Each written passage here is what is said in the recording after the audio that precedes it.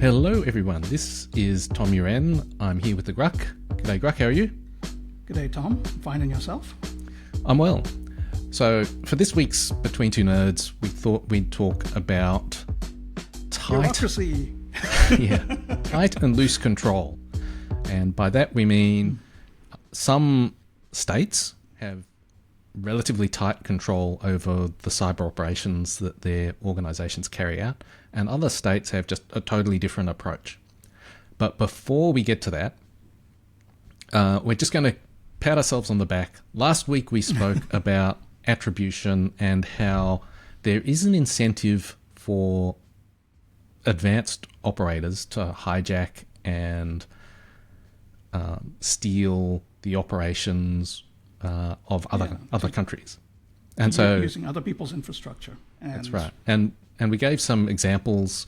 I mentioned Turla, which I mistakenly said was the SVR, which is Russian foreign intelligence. A listener corrected me and said, in fact, they're the FSB. And just yesterday, Microsoft Threat Intelligence, who are obviously listeners of Between Two Nerds, if they're not, they should be, published a report where they talk about a group they call Secret Blizzard that has been hijacking Pakistan-based threat actors. And so, and I think others, and they've been both hijacking the infrastructure and launching their own operations using their hacking infrastructure of the Pakistani group. And they've also been stealing intelligence that the other groups have collected. So they're doing both the things we kind of spoke about. So we're setting the agenda, Grugq.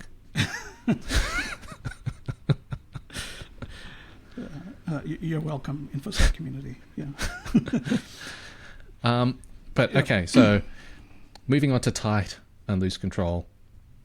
So I think of tight control as, in the context of this discussion, if you're doing a particularly aggressive cyber operation in the US, for example, that might run, the approval process might run all the way up to the President of the United States. Right. So that would be an example of tight control. So over the last couple of years, that's been loosened to some degree. But I think if, for a big enough operation, that would still be true. Right. I think that they're still very tightly controlled in that operations are not decided by line managers, right, or frontline operatives. It's very much higher echelons, either at the government or within the organization, set priorities and operations. They select what's going to happen, and then it gets implemented by like the line managers and the people further down. Yep. There's no sort of bottom-up process of like, hey, we accidentally hacked all the Russian nuclear command infrastructure. Should we do something with it, or like what? Yeah, so in Western agencies, or Western bureaucracies, there's usually this process of, whole of government, they generate national intelligence priorities, and then they're divvied up by which intelligence agency is best suited to do them. So if it's a cyber espionage thing, that would probably go to NSA. If it's a human thing, probably to CIA, satellite imagery, NGA, etc., etc., etc. And so that is gathering intelligence requirements across all of government. And in the past, there used to be an Obama set-up process for cyber operations where it would have what they call an interagency process, which would gather input from, I don't know, for example, Department of State, Defense Department, et cetera, et cetera, et cetera. And the story is that was, I think someone called it a recipe for gridlock. And so, but to your point, there's a whole lot of inputs. No single individual is empowered to make that decision. Right, and there's, I think the other thing is that there's a lot of authorizations that have to be done beforehand as well. Yeah. Right, so like legal gets involved. Right? So you'll say, like, this is an operation we want to carry out. After this long process, we've come up with this thing. Here's what we're going to do. And then legal's going to go over it and say, all right, actually this would violate the law. We need someone who is not wearing a uniform to have hands on keyboard, so that it's, or like whatever, like something, some loophole to avoid some specific gotcha, right? And they will do that sort of approval, and that's sort of part of the tight control, in that it's sort of very like regimented. It's not the right word. It's very structured. Yeah. Right. It's very much built around the idea that there's people in charge and they decide what to do, and then everyone sort of executes underneath them as they're directed. That's the sort of principle, I think. That's probably a good description of the way it was.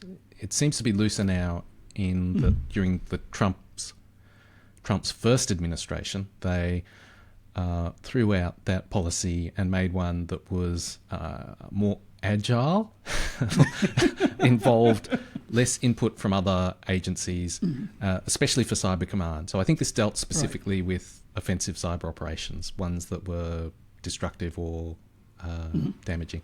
And to me, the old way of doing things made sense in the context of an organization coming out of the Cold War, where looming over the top of you, you've got this idea that if we overstep the mark and somehow end up on an escalation ladder that we can't get out of, it all ends in nuclear war. And so at every step, there's this tight control of and thinking about, do we really want to do this? What happens? There's a lot of opportunities for checks and and how do we de-escalate if we end up in an unhappy place?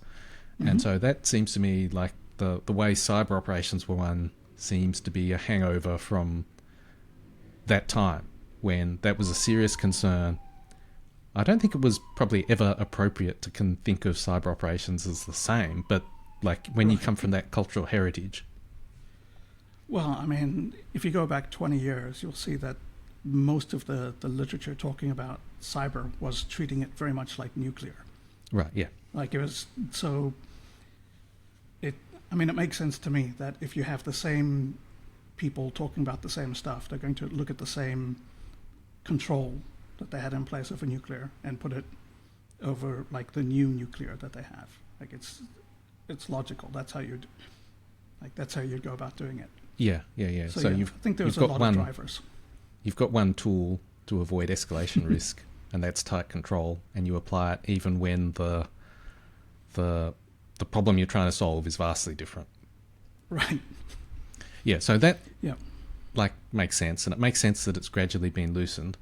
But that's an attractive theory to me, but it doesn't at all explain how Russia behaves. That's one small flaw. It works for only half of a sample set. Yeah. I mean, you could draw a line. That's as long as you don't have another point. Russia's an outlier. Problem solved. Yep. Very good. Yeah. Very good, Tom. Thank you. Yeah, we've out of our 2 data points, one of them's an outlier. Yeah, so like the Russian approach, I think pulls from a different heritage and sort of followed the same sort of inertia-driven bureaucracy, right? In which they had a strategic culture that had built up under one set of conditions, which was sort of Stalinist era Soviet Russia. Right. That was decades underneath someone who literally killed everyone who didn't do things the right way he wanted it. Right.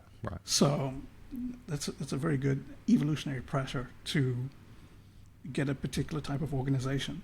And what sort of the culture that built up around Stalinist era KGB stuff was very much do the things that you think Stalin wants done. Is it do the things you think he wants, or is it avoid doing the things you think he doesn't want? Yeah, there's a lot of stuff on that. Like you can be a bit of a cowboy and do things, and as long as you don't get caught, that's fine. But if you get caught and it makes him look bad, that's a huge problem. Whereas if you get caught and it makes him look badass, that's okay, right? And, you know, if you only kind of get caught, then it can probably be covered up and fixed in some way. Right. It's like, oh yeah, you know, he's new, he's young, like we all make mistakes. It's not a So problem. there's a bias to action. You just have to think about the actions in terms of looking good rather than doing nothing always looks bad, I guess, is one way of saying. Yeah, like doing nothing is non-escalatory, but it's also not a good way to get promoted. Right, yeah. Right. And so I think that they sort of had the strategic culture that they then brought forward because it was just how they knew how to operate. And yeah, so what you end up seeing is that they have very, very fast turnaround times, but they also have a range of operations that they do, from sort of well-planned, well-executed, like amazingly, like the satellite stuff that Turla did, right? Like that wasn't a spur of the moment, you know, since we're here, why don't we do this extra thing as well? That was obviously...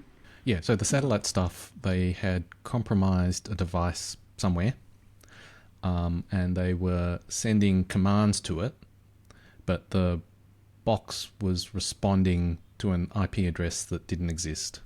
And they would, using satellite interception infrastructure to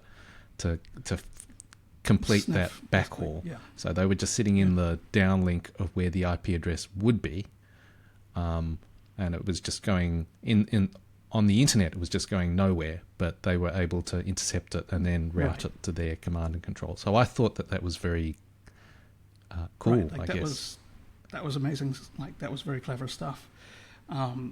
So, you know, there's that sort of thing, and then you have, for example, in 2016 when the leak of like the DNC documents first happened, and it was immediately attributed to Russia because of various sloppy things they did in not properly sanitizing the documents.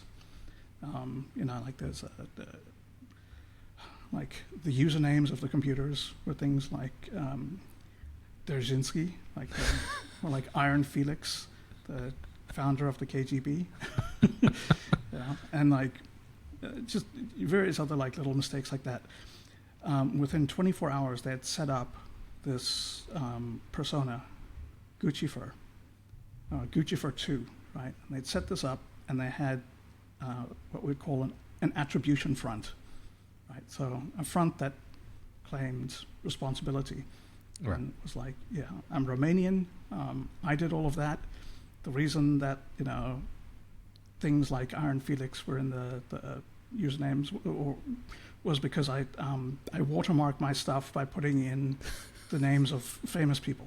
And so the next set of documents that were released were, it was very amusing.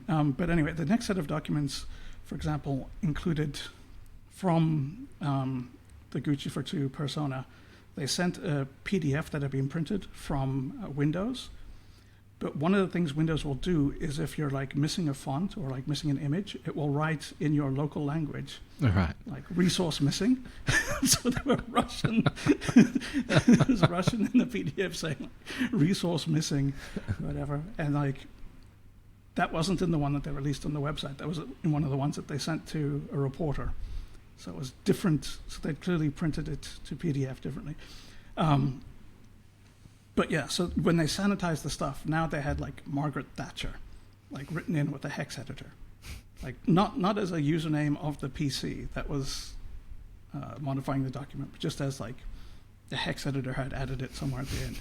And I mean, the thing is, like, that was done amazingly quickly. It was very clever in terms of muddying the water.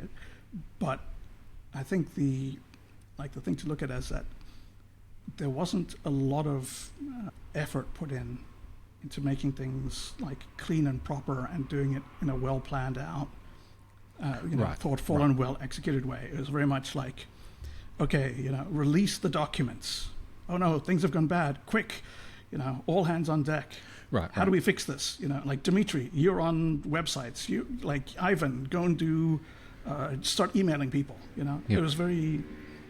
So what I would think of as a Western approach to that type of operation, and by that type I mean something very significant where you're concerned about getting caught and having it being effective, like so you want it to work and you don't want to get caught, is that there'd be a whole lot of planning beforehand.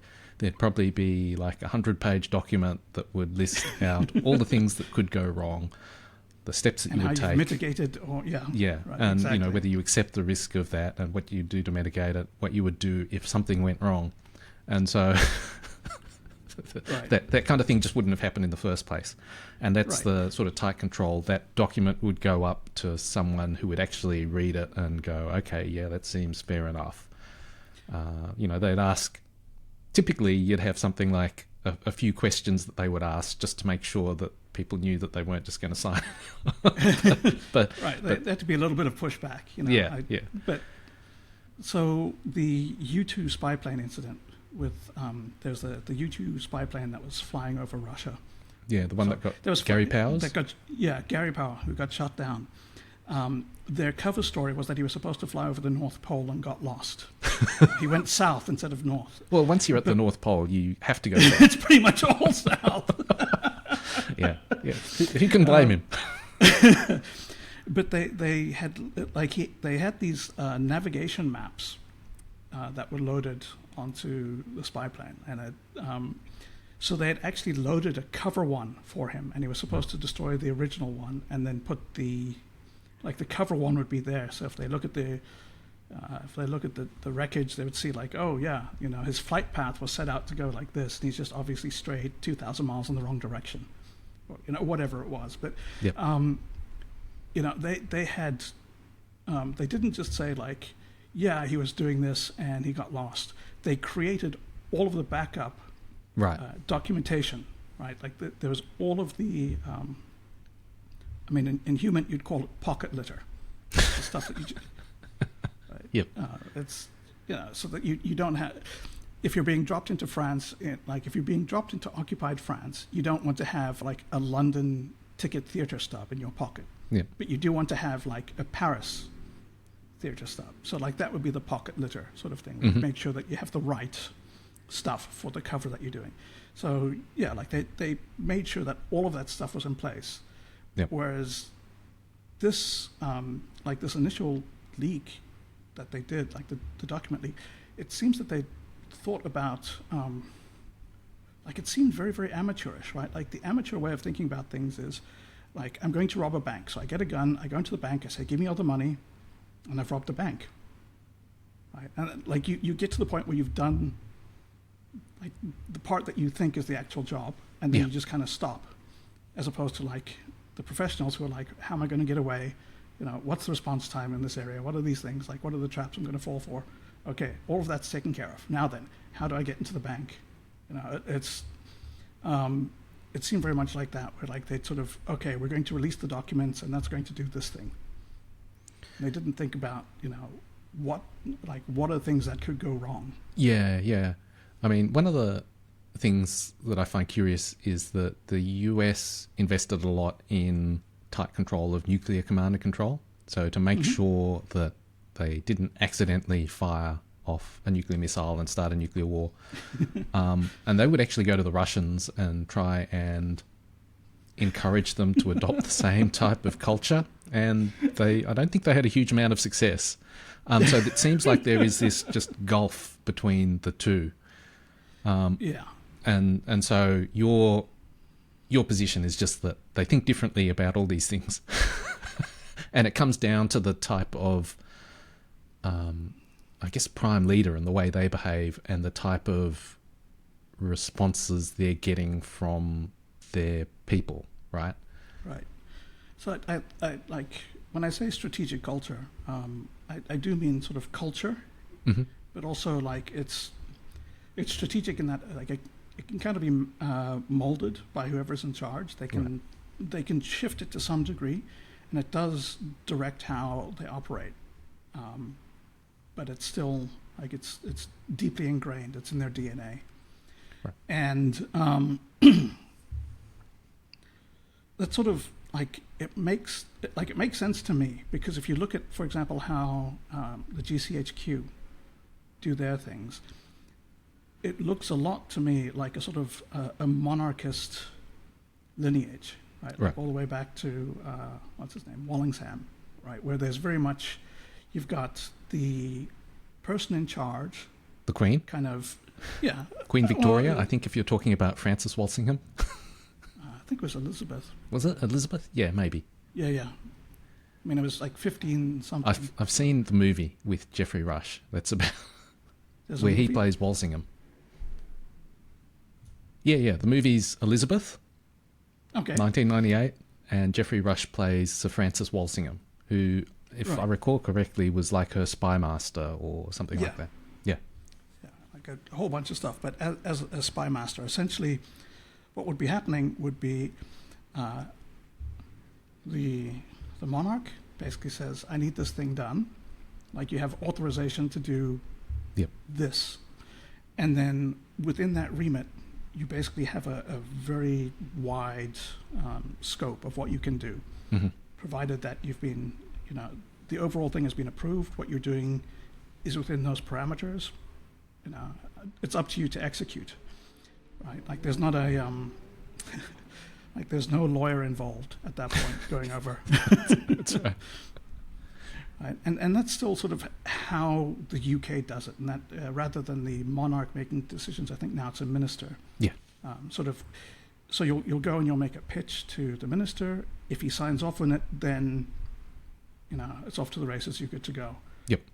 There's probably internal reviews and things like that, but it's very much it's a bit looser than the US approach, I think. Yeah. So up until 2001, the Australian, it was the Defence Signals Directorate then, the Signals Intelligence Agency. Everything it did was just authorised by the minister. So it was just, here you go, you're good to go and intercept signals. And there was no, that was it. And so in 2001, Right. they implemented legislation, but that's still very similar, where a significant enough operation floats up to the Minister of Defence, and sometimes the Prime Minister and the Minister of Foreign Affairs. Right. Uh, I mean, that and- would be for something that could lead to an international incident if it goes Yeah, wrong. it has to be pretty. And you just don't want to. You need to have top cover for that. And I think Yeah. could something like that. It's Right. It's there's different authorizations spelt out in the legislation, and I mean, lawyers is definitely involved, but it's Right. similar to that in that it relies on just a single person or two people authorizing it. And then there's China. Yes. So some of the colourful things we've learnt in those ISOON data leaks. So that was a cyber espionage contracting company, and there was leaked messages and leaked materials from that company, and in it were chats, and they talk about how they would go around hacking companies, and then they would try and sell the stolen data to the Ministry of Public Security or the Ministry of State Security, some Right. government body. One of the notable ones is that one of them broke into the office of Jens Stoltenberg, who is the head of NATO, and he was trying to sell the data, and the guy comes back and goes, "Nah, they don't want it. It's not worth anything." So that is a total, I guess. Now, my thinking about that is that all those types of operations are not the ones that lead to escalation, Right. at least not in the short term. And so that kind of makes sense, right? Yeah. So, like, just to go on the tight and loose thing, we've got the US is very uptight.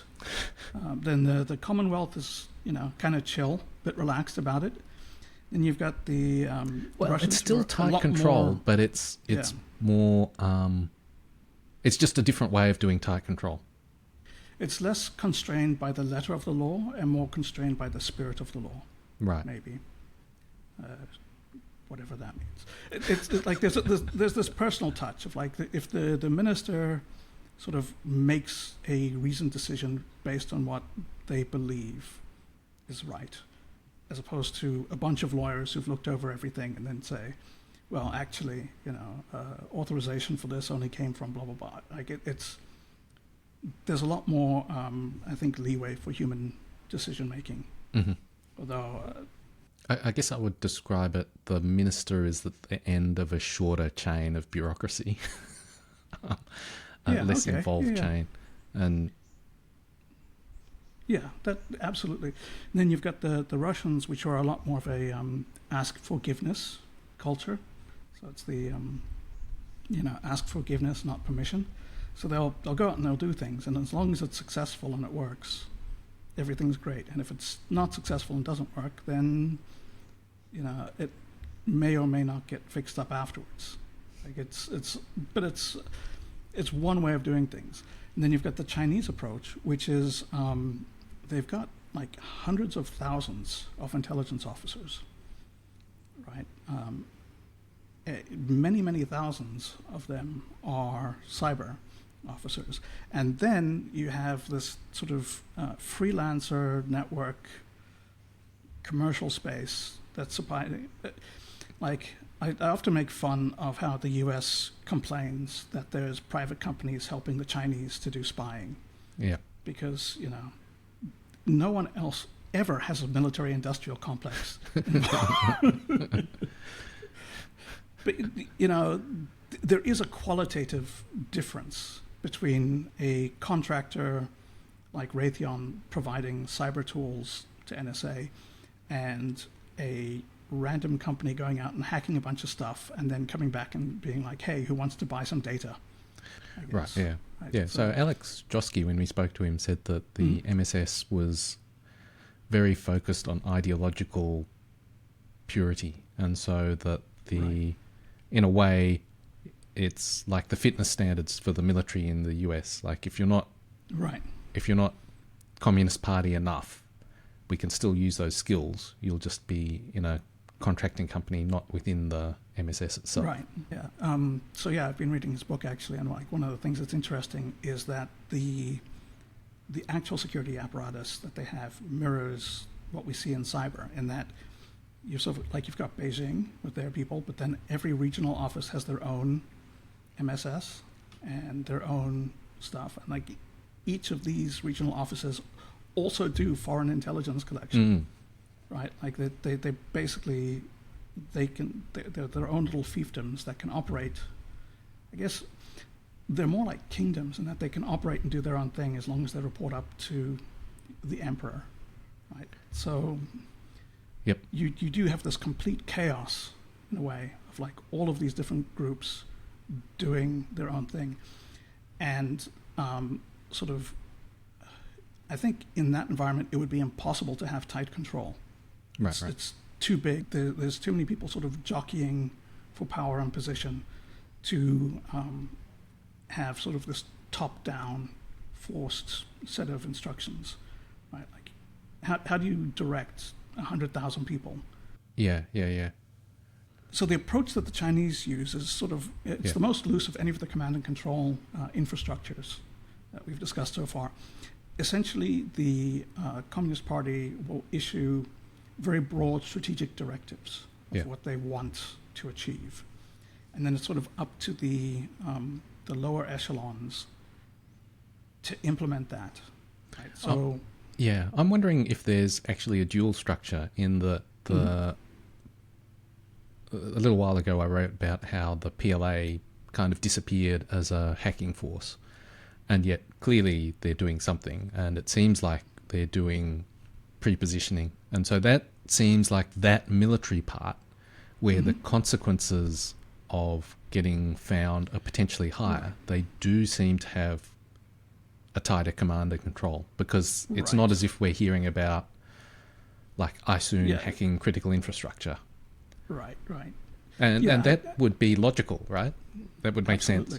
I mean, if you're trying to do intelligence collection and one of your assets is you've just got a huge number of people, then as long as you can direct generally what they're focusing on, you can just see what falls out. And that's not really a problem, because intelligence collection is sort of it's not tolerated, but it's accepted as part of the way that the world works. Like no one's going to start a nuclear war because someone was stealing some information. Like that's just par for the course.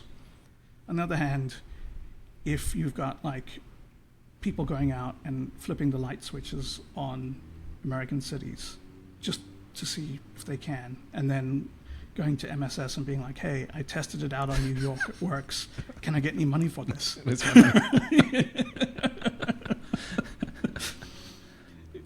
Yeah. So I mean, what's the story here then? That strategic culture actually is really important. Sometimes nuclear war trumps that, and sometimes it doesn't. Yeah. So I mean, part of what I find so interesting is like the Commonwealth approach to doing these things sort of dates back hundreds of years of sort of how spy masters have operated within that structure, and so it's drawing on these sort of quite old lineages of just operation. China obviously has millennia of espionage, history, but the bureaucracy is very new, right? It's only post-Civil War, Chinese Civil War, and so it's quite young, and it was also developed in this environment of we're very large, but we're very weak, and we need to do everything we can to get as strong as possible, as fast as possible. Yeah, it was. It was basically created after World War II, and where they'd been invaded by the Japanese, and had a civil war at the same time. Which was following from when they had a warlord era, where there was basically rampant civil war, following from when the Qing dynasty. I don't know. It's Qing, which is that's Qing. Yeah. Okay, so following like the Qing dynasty getting like knocked over by various embarrassing military engagements with the Japanese, which followed on from various embarrassing military engagements from the British, which followed on Opium War. Which followed on embarrassing engagements against the Portuguese.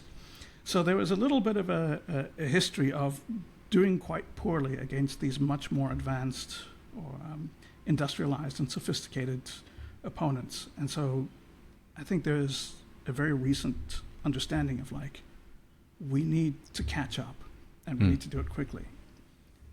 So like at the end of this discussion, I kind of have this sense that I'm still happy with the US. Like they've got this formative, very serious competition that went on for a long time that shaped that culture.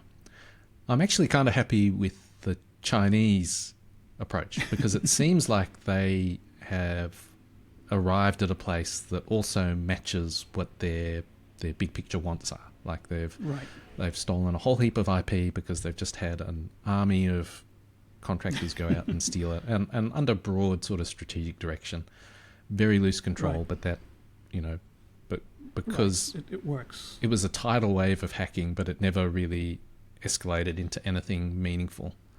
And they possibly seem to have the PLA doing the sensitive, more under tight control.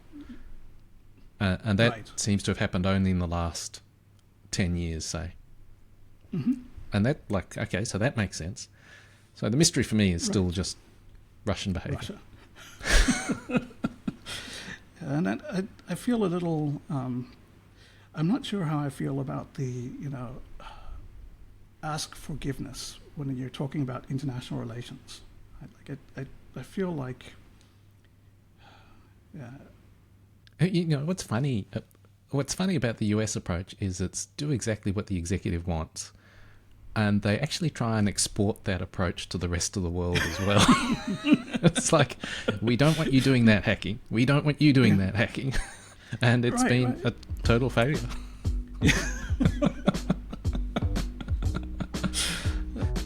What we see is that like each of these different strategic cultures has developed around solving a different set of problems, but somehow the Americans are the only ones who believe that they've found the correct solution. Thanks, Grugq.